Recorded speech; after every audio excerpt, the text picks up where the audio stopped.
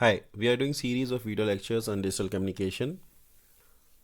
We started with module number 4. We have done two videos. This is the third video in module number 4. We have spoken about raised cosine last time, which is the practical solution for ISI. Let me bring into your notice the ideal solution of ISI, uh, intersymbol interference. It looks like this. Okay, this is the ideal solution. So this is the spectrum of ideal solution. This is how it looks like in frequency domain. Okay, and we give it, this spectrum is named as PF. Okay, the bandwidth is RB by 2. This is the practical solution. Sorry, the ideal solution, not the practical solution. Then we have noticed the transitions here. The transition at this particular point are abrupt transition, and this is not practically possible. So we went with another practical solution, that is raised cosine.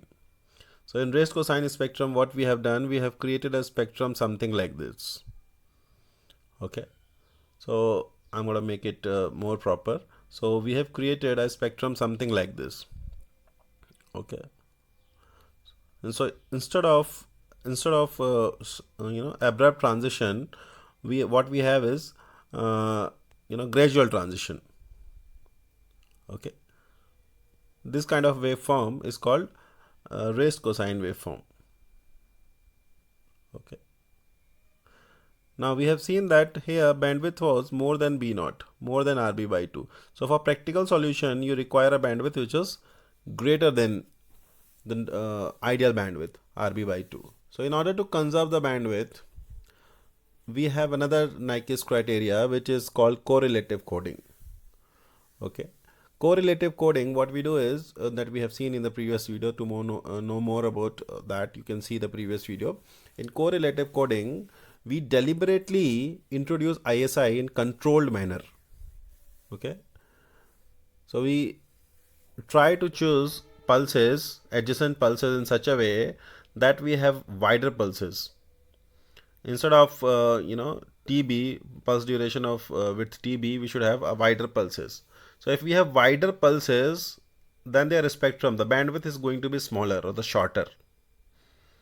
And shorter bandwidth means the bandwidth requirement will reduce. Okay, so that's what we want to do here. That was correlative coding.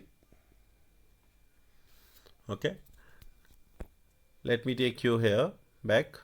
Okay, so this is what we have done in correlative coding. Very carefully we have to chosen two pulses back to back. This is one pulse and this is another pulse.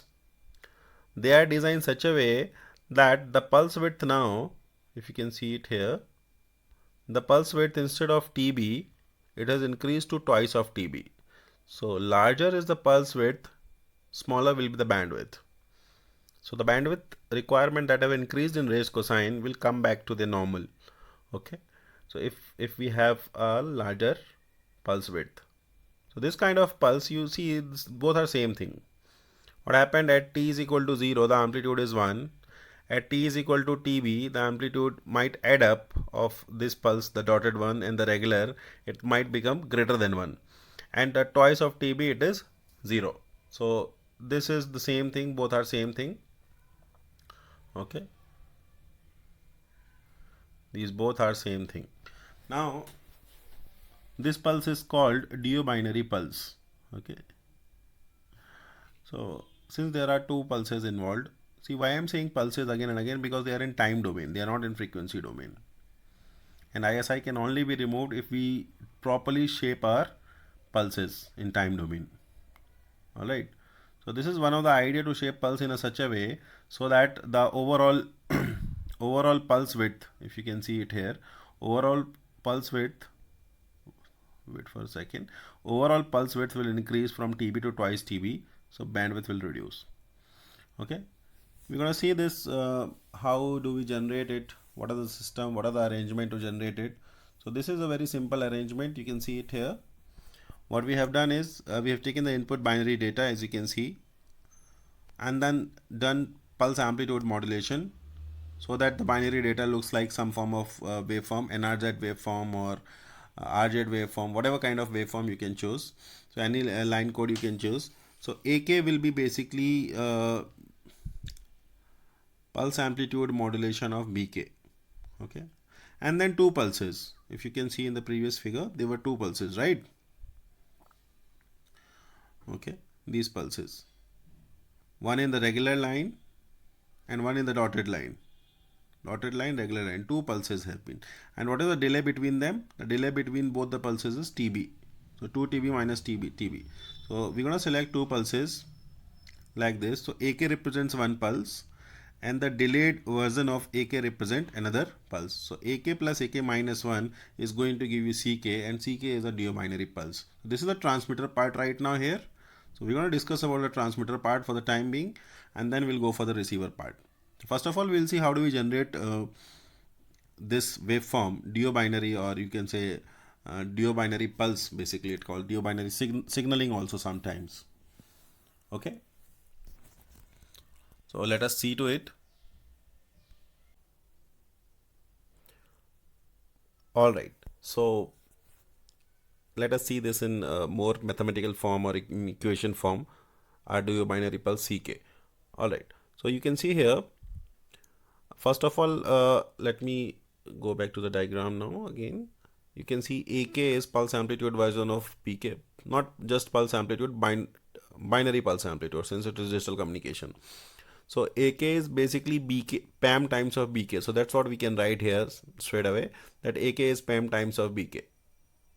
And BK is binary sequence. So whenever BK is bit 1, then AK is going to be plus 1 volt, since it is pulse amplitude modulated wave. So, and if BK is 0, it is going to be minus 1 volt. So it is more like NRZ polar signaling. You know, bit 1 is represented by plus 1 volt and bit 0 is represented by minus 1 volt. So AK looks like more like a NRZ waveform now. So you have NRZ waveform with you. So AK plus AK minus 1, as you can see in figure, AK plus AK minus 1 is going to give you CK, and CK is essentially a duobinary pulse. So we have to do very simple thing, just add AK with AK minus 1 in time domain, and then try to convert the same time domain into frequency time domain using Fourier transform to see the spectrum, right?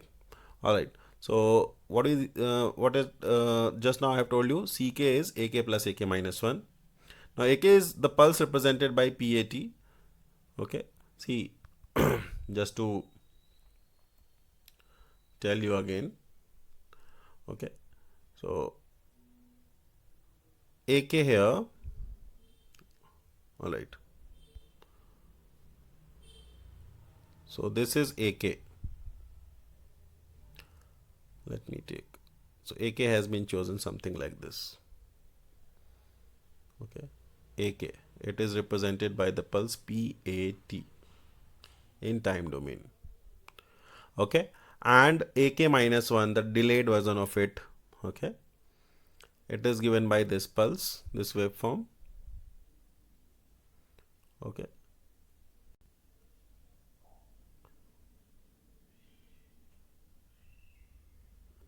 something like this.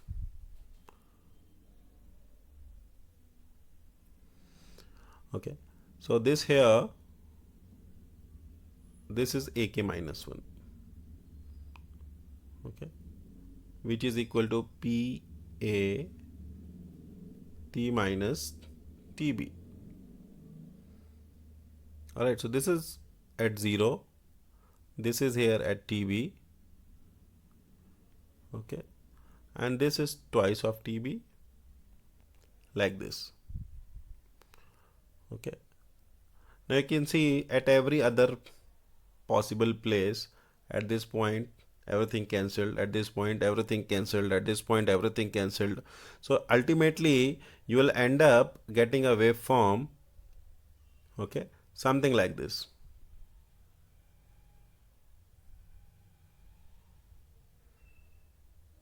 Okay, so let me, something like this.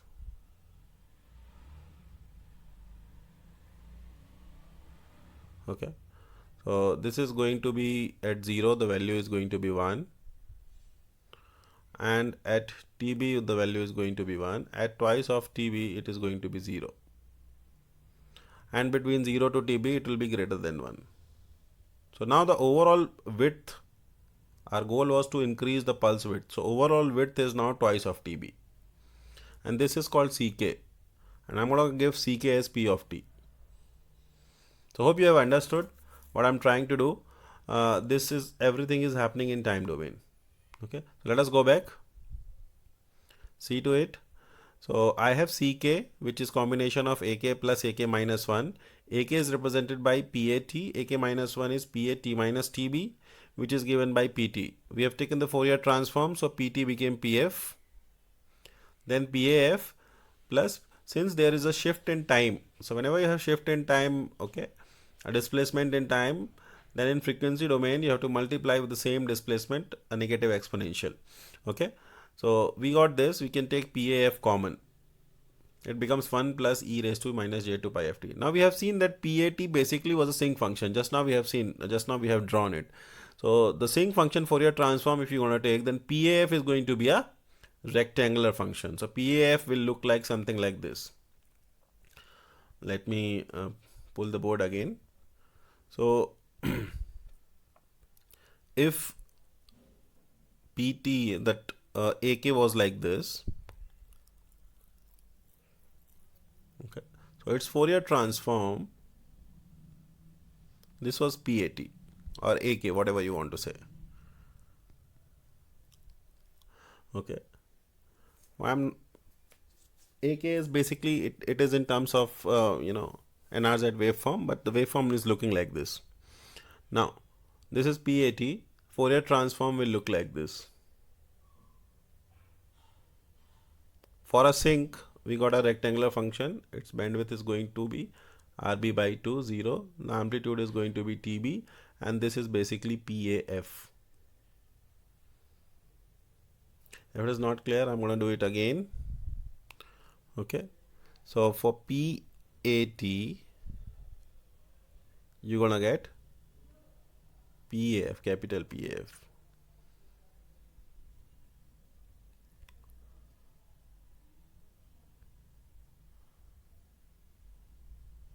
PAT. Okay, PAT is a sinc function. Okay, 0 to TB. So PAF is going to be, this is say 1 here. PAF is going to be a rectangular function, 0 to RB by 2. Okay, P, the amplitude is going to be TB.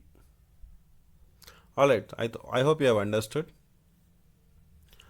Okay, so we have PAT here, which will convert into PAF. PAT we have just seen is a sinc function, so PAF will become a rectangular function, and its value is going to be TB between the instant minus of RB by 2 to plus RB by 2.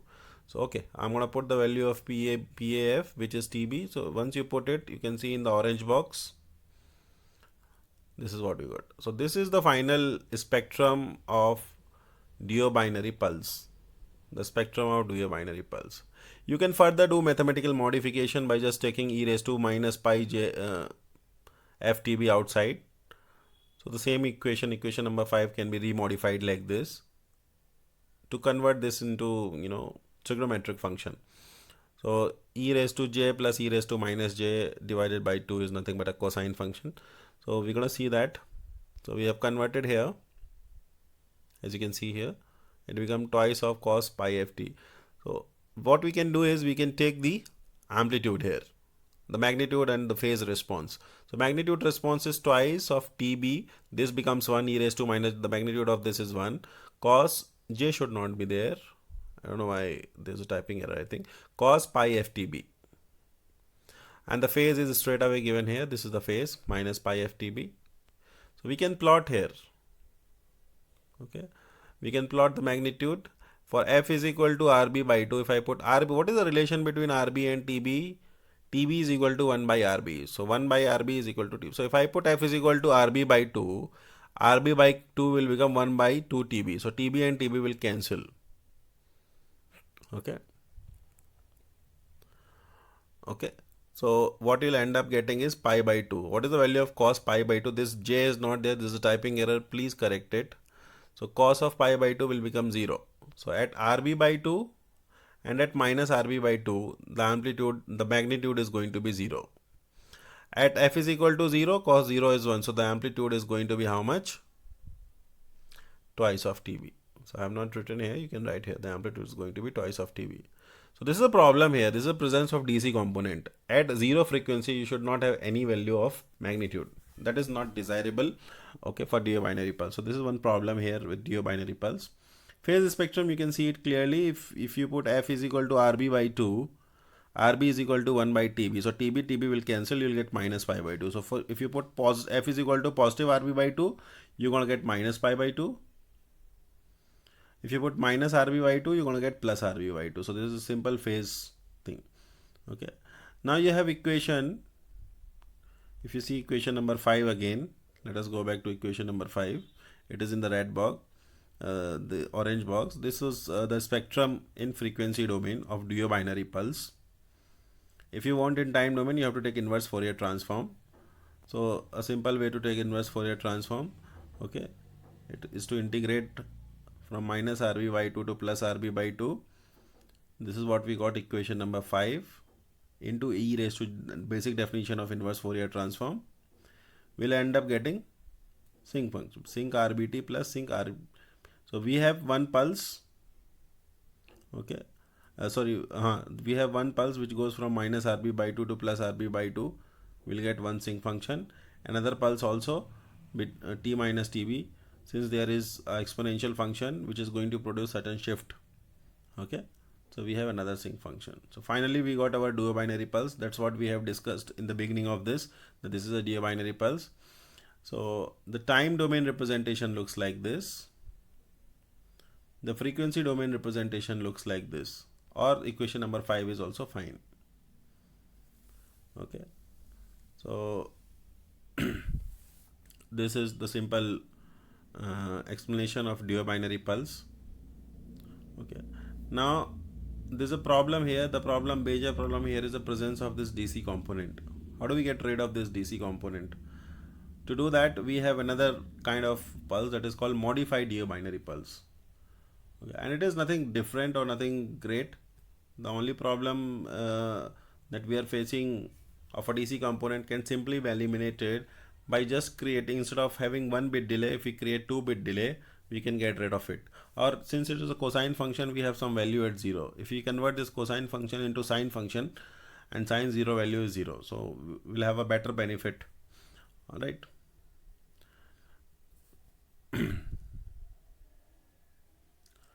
Now as you can see here, we are done with the transmitter part. Let us go to the receiver part.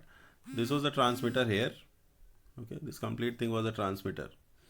Now receiver part, the same thing that we have transmitted CK will be received here, okay. If you see here, the transmitted was CK, the received one is CK cap. Just to have a distinction between transmitted and received wave, I have done this CK cap here, so that you can figure out what is transmitted and what is received. CK cap, CK was AK plus AK minus 1, so CK cap is AK plus AK minus 1, but with cap, okay. So AK cap is equal to CK cap minus AK minus 1 cap. Now at decision device, the decision we will take such that BK is going to be 1 when AK is going to be 1, AK cap, and AK cap is dependent on AK minus 1. That means the present bit will be dependent on the previous bit, and this is one big problem, okay. This BK should not be dependent on the performance of previous bit, okay. If that is the case, then error in one bit will propagate into many upcoming. What do you want? What is an ideal system is?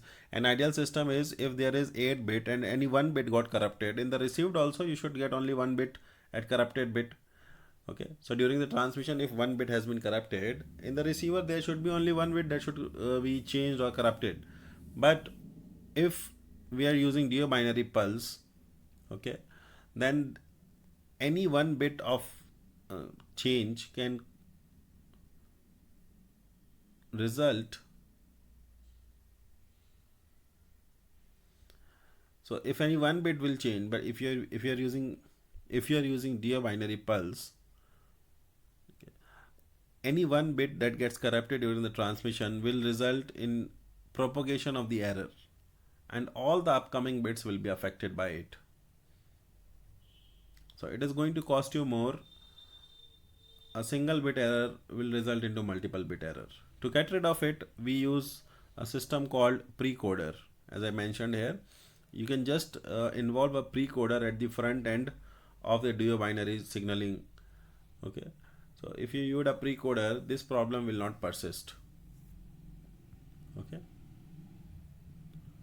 so what is a precoder? This is a simple concept here. Precoder means before you actually do the pulse amplitude modulation of the given information BK, you differentially encode the information. Differentially encoding an information will give you an edge. What it will help you? It will help you in avoiding polarity inversion. We will see that with an example, but right now you understand that before doing pulse amplitude modulation, the input signal, that the input information binary bits are differentially encoded. How do we do that? A simple XOR logic if we apply in such a way that one of the input is direct information, another input is the delayed version of the output of XOR gate, will be, get rid of the problem that was persisting, that one bit error tends to propagate. That error will not propagate. If there is an error of one bit, the resultant received signal will also have only one bit error. Okay, anyways, so let us see that. Okay, so how are we going to take decision? Instead of AK, the previous system, AK was PAM times of BK, but instead of BK it is DK. DK is a differentially encoded signal.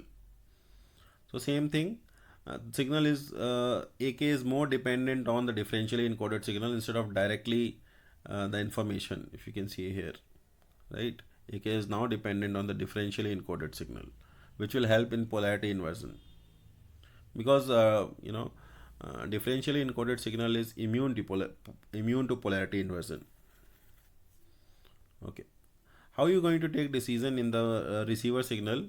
It is based on DO binary signaling. If CK is plus or minus 2 volt, that is DO binary signal is plus 2 volt or minus 2 volt, then BK cap is going to be 0. And if it is 0 volt, then BK cap is going to be bit 1. So this is how we take decision. Now CK, we are not depending